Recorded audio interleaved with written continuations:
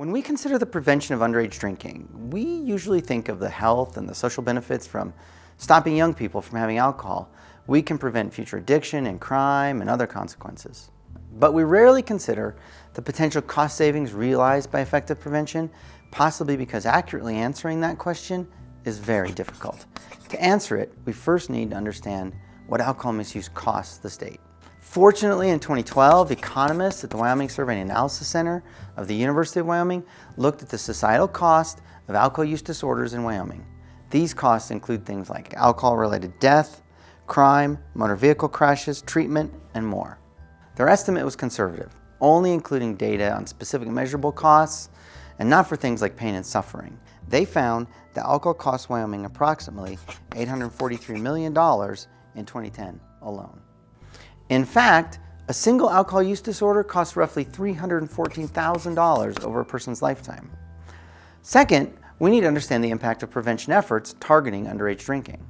Prior to the 21st century, Wyoming did little in the way of effective prevention. There were random programs and some distribution of information, but that all changed in 2001 when Wyoming communities began pursuing a comprehensive approach to preventing underage drinking using mostly evidence-based strategies that impacted the entire population. This included best practice programs in schools as well as environmental strategies like policy changes and media campaigns. Wyoming communities successfully worked to change local culture around alcohol use, whether it was creating alcohol-free events in Laramie, shutting down drive-through windows in Evanston, collaboration among law enforcement agencies at Cheyenne Frontier Days, or working with retailers to end sales to youth in Buffalo. These efforts were designed to decrease alcohol consumption by minors and its related consequences at a population level, and similar efforts were taking place all around the United States, meaning that Wyoming both contributed to and benefited from a national decrease in underage drinking over the past 20 years. While past month use of alcohol by high school students in Wyoming hovered around 52% during the 1990s, it has been on a steady decline to only 30% today. Comparing data from 2001, when serious prevention efforts began, to today, Wyoming has seen a 40% decrease in underage drinking.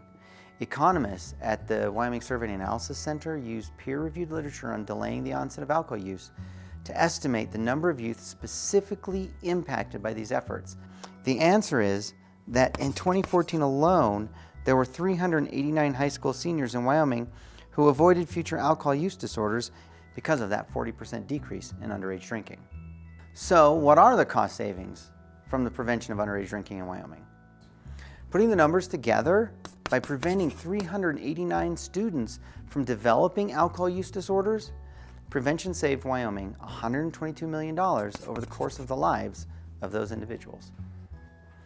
So consider this. That happens every year that underage drinking remains at lower levels, and the more it goes down, the more money is saved. This may seem like a high estimate, but we shouldn't be surprised that preventing death, crime, addiction, motor vehicle crashes, and other consequences of the misuse of alcohol saves more than lives. Intuitively, we know that prevention can save a lot of money in the long run. We also shouldn't grow complacent. Nearly a third of Wyoming high school students still consume alcohol every month. Communities must continue their work to prevent underage drinking with the potential for even greater cost savings.